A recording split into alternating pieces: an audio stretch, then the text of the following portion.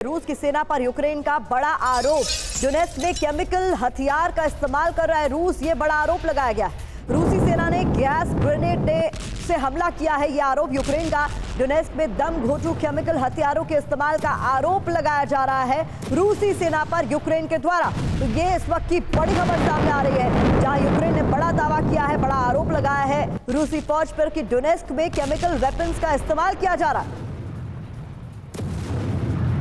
UEM Jaipur एक आदर्श लक्ष्य है। भावी छात्रों के लिए अच्छी नौकरी, भविष्य के लिए तैयार कौशल के साथ अच्छी शिक्षा।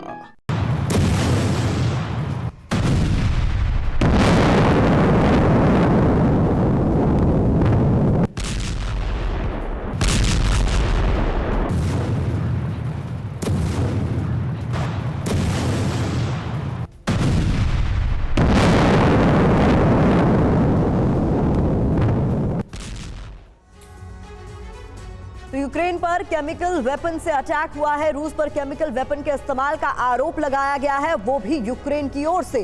डोनेस्क फ्रंट लाइन में केमिकल वेपन से अटैक की जानकारी सामने आ रही है।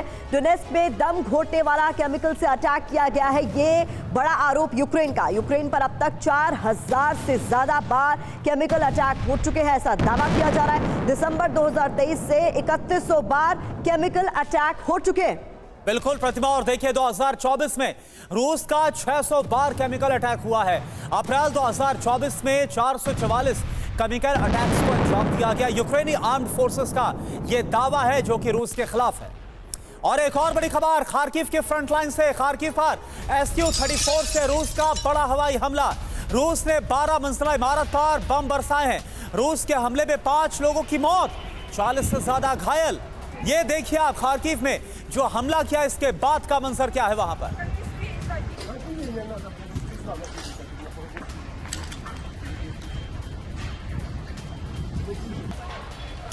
तो खार्किव की वो 12 मंजिला इमारत है जिस पर रूस की तरफ से बम बरसाए गए। 5 लोगों की मौत की खबर आ रही है, कई घायल हो गए और इमारत तबाह हो गई।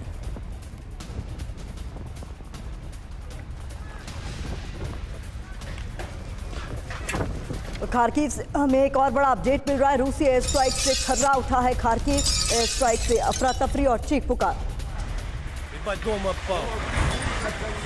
तो देखिए कई ऊंची इमारतों में आग लगी है। खार्किव की तस्वीर आपको दिखा रहे। रूस एयर स्ट्राइक सामने आई और इस एयर स्ट्राइक में खार्किव कैसे दहल गया है। लोग भागते हुए आपको नजर आएंगे। जान बचाकर एयर स्ट्राइक से अफरा तफरी बच गई, चीख पुकार बच गई। कई ऊंची इमारतों में भी आग लगी है। तो ये देखिए आप, कई गाड़ियां हैं जो आपको जली हुई नजर आ रही है।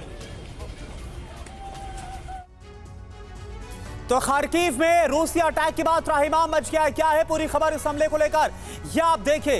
रूसी एयरफोर्स की तरफ से बहुत बड़ा एक्शन हुआ है खार्किव में, जहां पर Su-34 से खार्किव में हवाई हमलों को अंजाम दिया गया। 12 मंजिला इमारत पर बड़ा अटैक हुआ है। कई ऊंची इमारतों पर बम बरसे हैं। इसके अलावा जानकारी मिल रही है कि हमले में कई इमारतों को बड़े स्तर पर नुकसान भी पहुंचा है। हमले के बाद खार्किव में अफरा तफरी का माहौल देखा गया है। जानकारी यह भी कि 5 लोगों की इन हमलों में मौत हो गई है और 40 से ज्यादा लोग घायल।